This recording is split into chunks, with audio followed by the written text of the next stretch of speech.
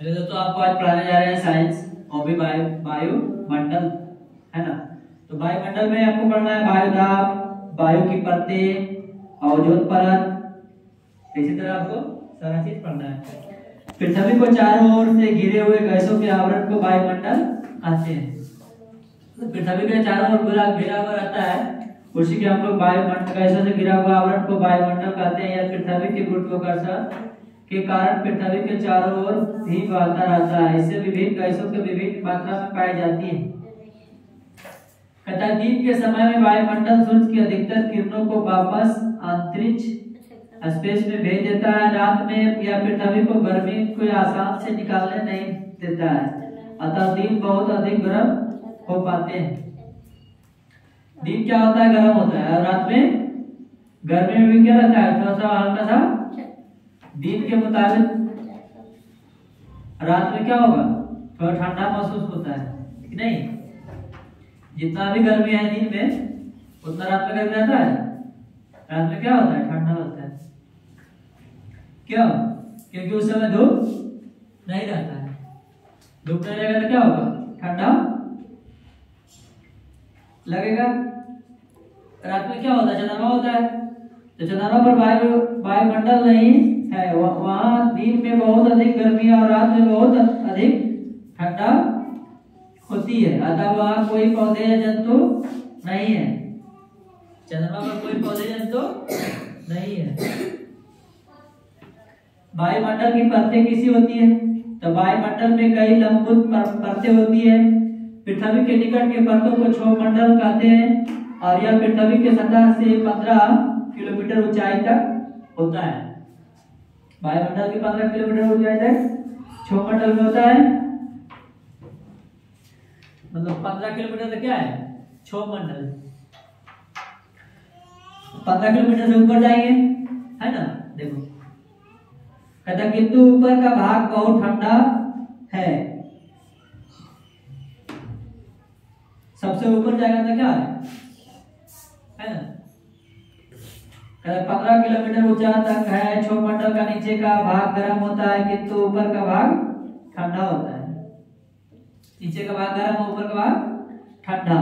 मान लो अभी रूम में, तो रूम में क्या होता है, गर्म लगता है, रात में भी या तो दिन में भी। छत पे जाए तो क्या होगा, ऊंचा पे तो क्या होगा, ठंडा लगेगा, हल्का फल्का हवा चलेगा, चारों तरफ से खुला हुआ रहेगा। अब मान लो 2 तल्ला पर गए, उससे आप 4 तल्ला पर जाएंगे तो हवा लगेगा, पूरा कड़कड़ा के गर्मी लगेगा तो क्या होगा, ठंडा। जितना ऊपर जाएगा रात में उतना तुमको हवा अच्छा लगेगा। और नीचे में लगता है गर्मी, लगता है नीचे में गर्मी, और ऊपर जैसे से जाएगा उस से ठंडा लगेगा रात में। क्षोभमंडल की ऊपरी परतों को 50 किलोमीटर की ऊंचाई तक वायुमंडल की दूसरी परतें समताप मंडल है। जो हम लोग देखते हैं हवाई जहाज उड़ता है, लगता है कि अजीब में तो उड़ रहा है, नजदीके में ऊपर मंडल में उड़ता है ना, अभी बताया ना। वही समताप मंडल में उड़ता है जहाज। 50 किलोमीटर की ऊंचाई पर आता है, 50 किलोमीटर से ऊंचा पर, है ना। उतना नजदीक में जो दिखता है ना, उतना नजदीक में नहीं रहता है। हाँ, उतारना है गाड़ी पीछे करेगा, है ना। अब मान लो नवादा में उतरना है, पटना में उसको उतरना है, गया में उसको उतरना है ना, तो वहां पे क्या करेगा, 1-2 चक्कर राउंड लगाएगा नीचे नीचे, और धीरे धीरे लाके उतारेगा। कहता ओजोन गैस का ही एक रूप है। यह पृथ्वी से आने वाली हानिकारक पराबैंगनी किरणें से हमारी रक्षा करती है। ओजोन क्या है, ओजोन एक छत्ता है ना। ओजोन ऑक्सीजन का ही एक रूप है। यह सूर्य से आने वाले हानिकारक पराबैंगनी किरणों को रोकता है। मतलब छन्नी है, छन्नी की तरह है, वो क्या करता है, रोक देता है। जो पराबैंगनी किरण आगे तो बहुत हानिकारक पहुंचेगा हम लोग को आग पर, तो पराबैंगनी किरण को ओजोन को छत रोक देता है। समताप मंडल से आगे 3 परतें हैं।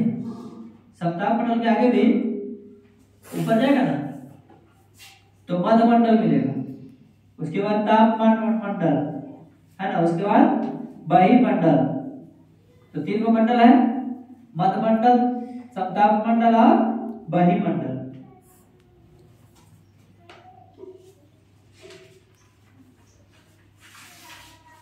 सबसे पहले बताया आप लोग क्या कि क्षोभ मंडल होता है ना, उसके बाद समताप मंडल, और उसके बाद ओजोन छत्र जो कि पराबैंगनी किरणों से हमारी रक्षा करता है। अब फिर आगे आपको समताप मंडल से आगे की 3 मंडल होता है, पहला मंडल मध्यमंडल और दूसरा तापमान मंडल और बहिमंडल। आगे है पढ़ना आपको वायुमंडल की गैसें के मिश्रण को वायु कहते हैं। क्षोभ मंडल की गैसों के मिश्रण को वायु कहते हैं। वायु आंखों से दिखाई नहीं देती है, किंतु हम जब चलती हैं तो इसे अनुभव कर सकते हैं। हम वायु के अतिरिक्त समुद्र की तल में रहते हैं।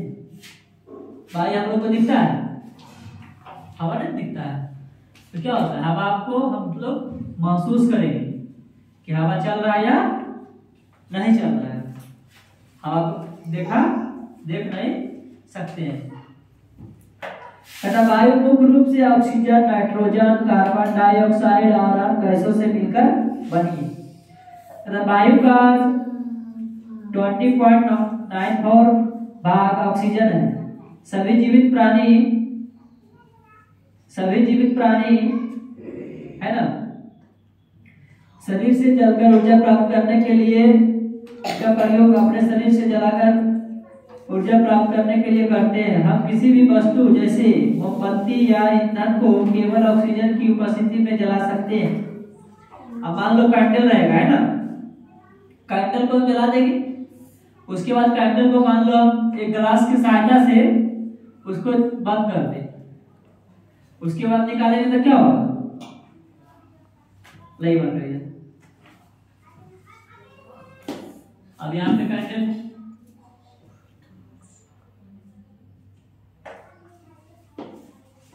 है ना,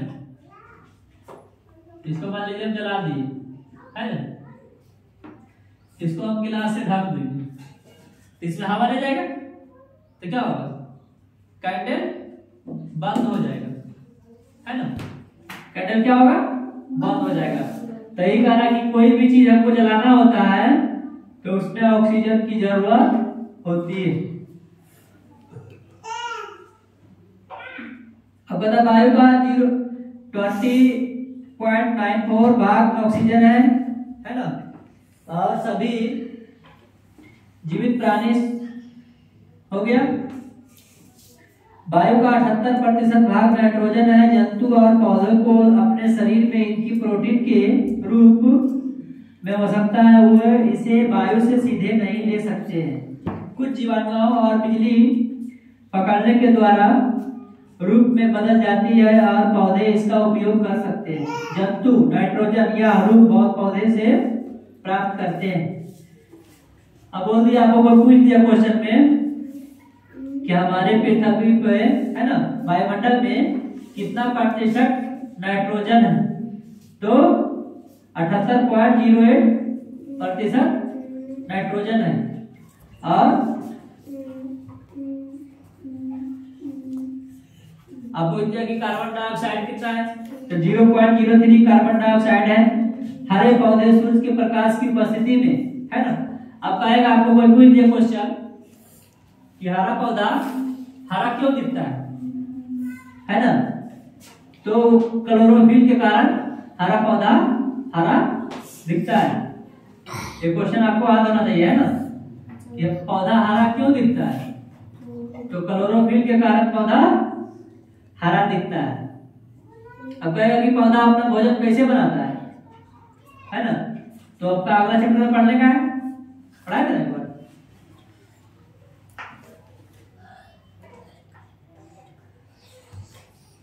चलिए अब अति हो गया, नाइट्रोजन हो गया 78.08%, कार्बन डाइऑक्साइड 0.03%। अब आइए आर्गन जैसी गैस वायु में 0.0 0.95 है ना प्रतिशत है। आर्गन कितना है 0.95%। नियॉन साइन कहते हैं गैसों के अतिरिक्त वायु को जलवाष्प भी कहते हैं, जिसकी मात्रा बदलती रहती है।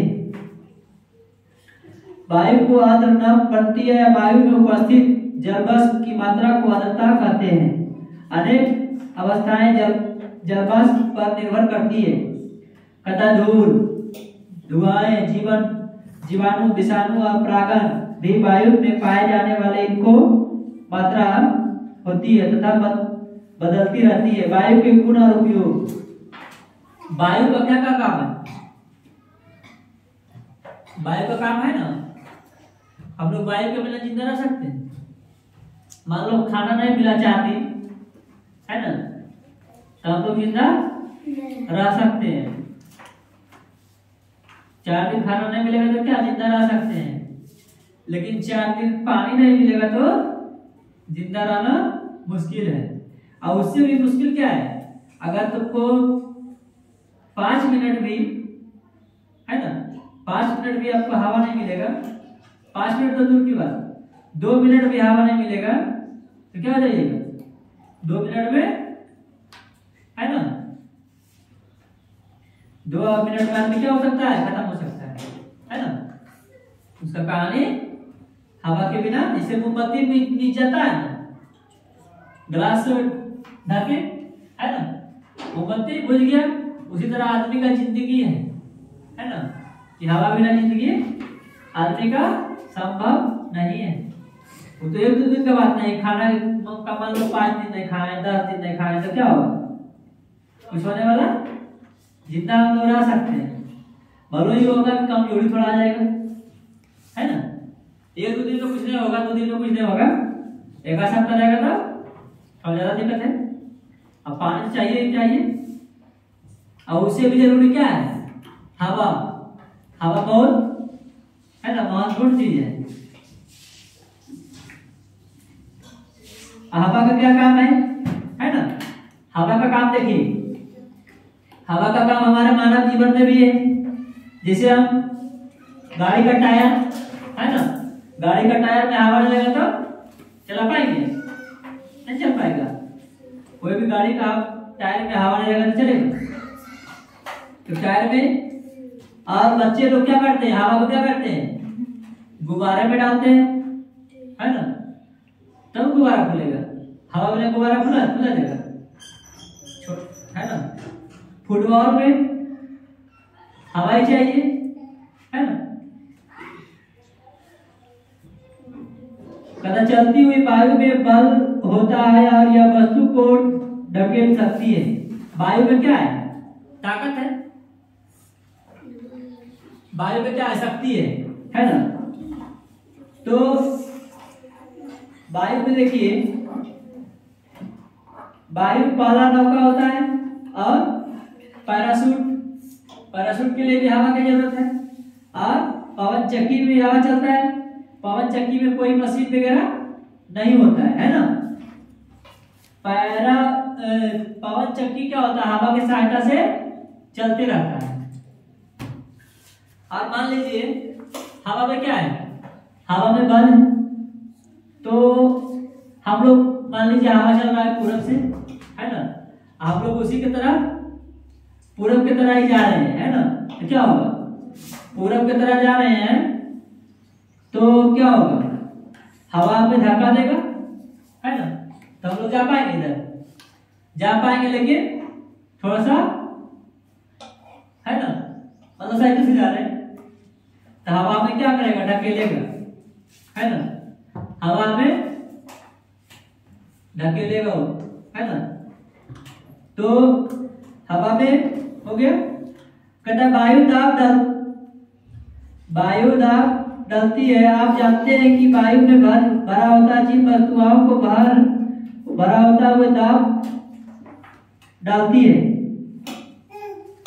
मान लीजिए हम सब वायु दाब डालती है। आप जानते हैं कि वायु में भरा होता है जिन वस्तुओं से भार होता है वे दाब डालती है। यदि आप अपने हाथ पर 1 किलोग्राम का भार रखें तो आप इसका दाब अनुभव कर सकते हैं। इसी प्रकार ऊपर की वायु स्तंभ के नीचे की ओर, है ना, इधर ध्यान दो, नीचे की ओर दाब डालते हैं तो यह प्रति वर्ग सेंटीमीटर 1 किलोग्राम का दाब डालता है। इसे वायुमंडल दाब कहते हैं। कहता है हमारे द्वारा श्वास में भीतर की ली गई वायु रक्त का दाब मिलाकर बाहर की वायु के दाब को संतुलित करता है ना। अब हम लोग प्रयोग करेंगे, है ना। तो प्रयोग किस तरह करते हैं हम लोग, मान लीजिए कि, है ना, प्रयोग वायु नीचे की ओर, वायु क्या करता है, नीचे की ओर दाब दिशाओं में प्रस्थापित,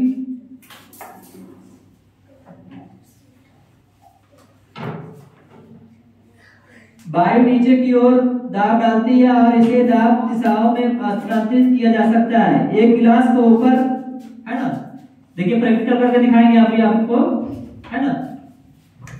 वायु नीचे की ओर दाब डालती है, वायु क्या करती है, हवा नीचे की ओर दाब डालती है और जब दिशाओं में स्थानांतरित किया जा सकता है। एक गिलास को ऊपर तक जल भर लीजिए, है ना, और जल में वायु के बुलबुले नहीं होने चाहिए और गिलास को पतले गत्ते को ढक, है ना, पतले गत्ते से ढक दीजिए। गिलास को एक हाथ से पकड़िए और दूसरे हाथ से गत्ते को दबाइए, है ना। गिलास को उल्टा कर दीजिए और गत्ते से पकड़ ली रखिए। धीरे धीरे अपना हाथ गत्ते के नीचे हटा दीजिए। गत्ता नीचे नहीं गिरता है और यह जल भर तो किस प्रकार संभालता है। यह वायु ही है जो गत्ते को ऊपर की ओर दबाती है। गिलास के दोनों ओर की वायु का दाब नीचे की ओर है जो गत्ते के नीचे ऊपर की ओर कार्य करने लगता है। देखिए आप लोग को दिखा रहे हैं, है ना, कि किस तरह वायु दाब काम करता है। मान लीजिए गिलास में पानी लेते हैं, है ना, एक गिलास में पानी लेते हैं और उसको किस प्रकार हम लोग करेंगे। देखिए गिलास में पानी है, इसको हम इससे ढकेंगे, है ना, इससे ढकेंगे और हाथ को क्या करना है, इधर लगा करके और ऐसे आपको करके और देखिए छोड़ देना है। तो क्या होगा, वायु दाब काम कर रहा है ना, पानी गिर रही, पानी नहीं गिर रहा है तो क्या कर रहा है, ऊपर से भी दाब लगा रहा है और नीचे से भी दाब लगा रहा है। अभी पानी देखिए किस लिए गिरा, क्योंकि पेपर था पतला इसलिए गल गया, इसलिए पानी गिर गया, है ना। लेकिन पानी क्या होगा, दूसरा पॉइंट, पानी रुक जाएगा। देखिए पानी आ क्या, देखिए अच्छे डाले, है ना, रुक गया ना, एक मिनट देखिए, है ना, रुक गया। और डबल कागज रहता है ना, इसीलिए आपको क्या हुआ, एक सिंपल कागज लेना है और उसको लगाइएगा तो पक्का रुक जाता है ना। तो यही काम करता है साइंस का, है ना, वायु दाब इसी पे काम करता है। चलिए नेक्स्ट अगला वीडियो होगा।